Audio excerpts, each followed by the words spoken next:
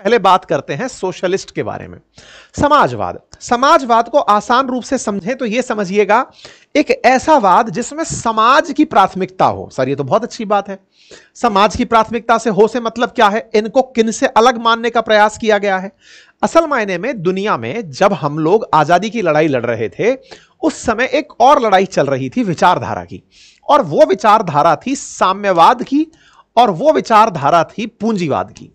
साम्यवाद और पूंजीवाद, इनमें से एक को कहा जाता है कम्युनिज्म और एक को कहा जाता है कैपिटलिज्म।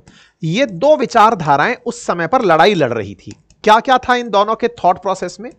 थॉट प्रोसेस में कम्युनिज्म कहता था, साम्यवाद कहता था कि शासन सर्वहारा वर्ग का होना चाहिए। अब ये सर्वहारा का मतलब क्या है? मतलब आम आदमी का, यानी कि वो व्यक्ति जो कि गरीब है, वो व्यक्ति जो मजदूर है, जिसकी वजह से सब इंडस्ट्रीज चल रही हैं, उन्हीं का ही शासन होना चाहिए। यह साम्यवाद की अवधारणा थी। वहीं पूंजीवाद कहता था कि जिसके पास टैलेंट है, जिसके पास कैपेसिटी है, उसके पास संसाधन इकट्ठे हो भी जाएं तो क्या बुराई है। अर्थात अगर टैलेंटेड व्यक्ति अपने टैलेंट से कुछ नया डेवलप कर भी ले गया तो लड़ाई क्यों हो रही है? तो पूंजीवाद असल मायने में अमीर को अमीर बनाने पर विचार करता था, और साम्यवाद यह मानता था कि अमीर नाम का कोई व्यक्ति होना ही नहीं चाहिए। वो केवल धन का संग्रहण कर रहा है, वो शोषण कर रहा है, इसीलिए गरीब व्यक्ति के हाथ में नियंत्रण होना चाहिए। इन दो विचारधाराओं से लड़ाइयां चल रही थी। औद्योगिकीकरण के बाद पनपी हुई यह विचारधारात्मक लड़ाई थी, क्योंकि औद्योगिकीकरण के दौरान, औद्योगिक क्रांति के दौरान अमीर बहुत ज्यादा अमीर हो गए थे यूरोप के अंदर और अमेरिका के अंदर। ऐसे में जो लोग वहां पर सर्विस क्लास था, यानी कि जो लेबर था, वो अपने आप को बड़ा ही शोषण में पाता था कि उसका बहुत शोषण हुआ है। ऐसे में साम्यवाद यानी कि गरीबों ने कहा कि हमारे दम पर तुम अमीर बने हो तो हमारे हाथ में नियंत्रण होना चाहिए। यही कारण है कि आप रूस की क्रांति जो पढ़ते हैं वो इसी से प्रेरित होती है। मार्क्स के जो विचार हैं वो इससे प्रेरित होकर के पब्लिक होते हैं और मार्क्सवाद जैसी विचारधाराएं निकल कर आती हैं।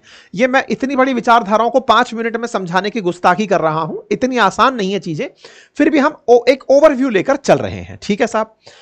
पूंजीवाद में अमीर के पास में संसाधन का ऑप्शन हो, यह बात मानकर चल रहा था अमेरिका, और अमेरिका अपने इस विचारधारा को प्रमोट किया जा रहा था। ठीक है साहब। इन दोनों विचारधाराओं के बीच में अचानक आ गए हम आजाद हुए 1947 में।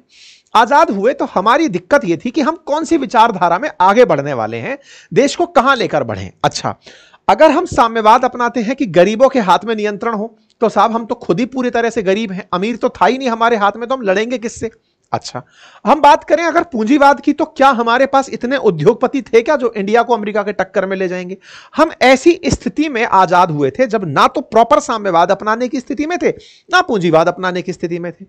गांधी जी के विचार हुआ करते थे इस थॉट पर, जब उनसे पूछते थे कि गांधी जी आप क्या मानते हो, देश को अमीरों को मतलब उद्योग धंधे बंद करा देने चाहिए क्या? क्योंकि ये जो बाहर की कंपनियां आई थी ये हमको लूट कर ले गई।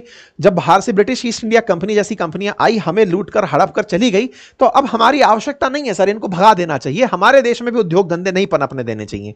तो गांधी जी ने कहा कि नहीं, मैं ऐसे समय पर ट्रस्टीशिप की अवधारणा मानता हूं, और उसका उद्देश्य है अगर आप टैलेंटेड हैं तो टैलेंट से धन का संग्रहण करें, लेकिन देश के लिए खुद के लिए जितना आवश्यक हो उतना पैसा रखें, उसके अलावा देश को समर्पित कर दें, और वहीं से कर की अवधारणा का शुरुआत मानी जाता है। खैर, फिलहाल के लिए इन दोनों के बीच में जब हम आजाद हुए तब यह देखा गया कि अगर हम लोग बहुत ज्यादा कंपनी ओरिएंटेड होकर चलने लगे तो हमारे लोग तो और गरीब हैं और गरीब हो जाएंगे, और अगर हम केवल गरीबों के हाथ में शासन दे दें, यानी कि हम ये कहें मजदूर के हाथ में, तो मजदूर तो तब सरवाइव करेगा जब पूंजीपति होंगे, पूंजीपति है ही नहीं।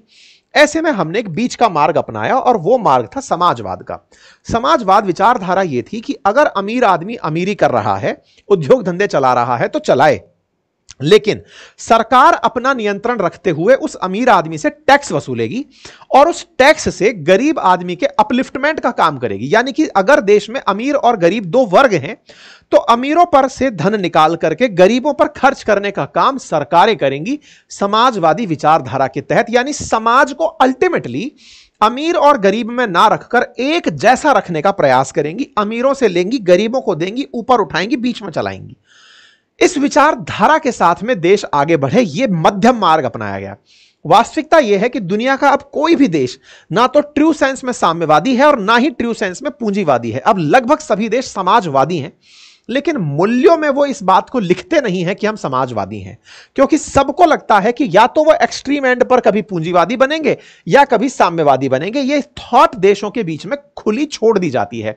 आप अपना फेट डिसाइड करें, आने वाले समय में देश क्या चाहेंगे। उदाहरण के रूप में बताता हूं, जिस समय विचारधारा की लड़ाई चल रही थी, सोवियत रूस खुद को लेकर चल रहा था साम्यवाद का प्रवर्तक और अमेरिका लेकर चल रहा था पूंजीवाद का प्रवर्तक। 1991 तक सोवियत रूस साम्यवाद की ही धारणा की पालना कर रहा था, लेकिन 1991 में सोवियत रूस का विखंडन होता है और 21 देश बनकर आते हैं, 15 देश बनकर आते हैं, माफी चाहूंगा, फैक्चुअली आई एम रॉट, देश बनकर आते हैं। और सोवियत रूस का जो ये टूटना होता है, उस दिन से रूस जो बनकर आया उसने पूंजीवाद अपना लिया और उसने साम्यवाद छोड़ दिया। यानी कि समय तय करता है कि देश कौन सी विचारधारा में आगे बढ़ेगा। ठीक है, अब जब हम यहां पर ये दो बातें कर रहे हैं तो चर्चा है कि भारत ने क्या अपनाया। भारत ने अपनाया सोशलिस्ट होना। जब भारत ने सोशलिस्ट होना अपनाया तो जो हमारा मूल संविधान था उसमें यह बात क्यों नहीं लिखी गई। अगर हम साम्यवादी हम लोग अगर समाजवादी होना अपना रहे थे तो यह प्रियम्बल में क्यों नहीं लिखी गई। आंसर था उस समय की अंबेडकर साहब के द्वारा दी गई जानकारी में। असल में हमारी संविधान सभा के अंदर इस बात का जिक्र हुआ। संविधान सभा के अंदर केटी शाह नाम के जो हमारे संविधान सभा के सदस्य थे, प्रोफेसर साहब ने यह बात कही कि क्यों ना हम समाजवाद को हमारी प्रस्तावना में लिख दें। तब अंबेडकर साहब ने यह कहते हुए टोक दिया था, और इसके पूरे डॉक्यूमेंट्स भी हैं जो हम आपको दिखाएं। ये रहे वो डॉक्यूमेंट्स, डिबेट के डॉक्यूमेंट्स हैं ये, जो कि संविधान सभा के अंदर डिबेट हुई। उसके टाइटल्स हैं ऑनरेबल डॉक्टर बी.आर. अंबेडकर साहब के। संविधान सभा में अंबेडकर साहब ने कहा कि अगर हम अपनी प्रस्तावना में यह लिख दें कि हमारा देश सोशलिस्ट बनना चाहता है, तो हम आज से ही हमारे संविधान के दर्शन में यह कह देंगे कि हमारा तो अल्टीमेट गोल ही सोशलिस्ट रहना है। क्या पता आने वाला समय लोगों को पूंजीवाद की तरफ ले जाए। अंबेडकर साहब का उस समय का थॉट प्रोसेस देखिए। उस समय वो इस बात को इस तरह से रखे कि क्या पता आने वाला समय देश को साम्यवाद की तरफ ले जाए। हम ये कैसे कह दें कि ये जो रूल बुक लिख रहे हैं हम इसी से चलना है, आने वाले समय पर लोगों की थॉट का हम सम्मान नहीं करेंगे।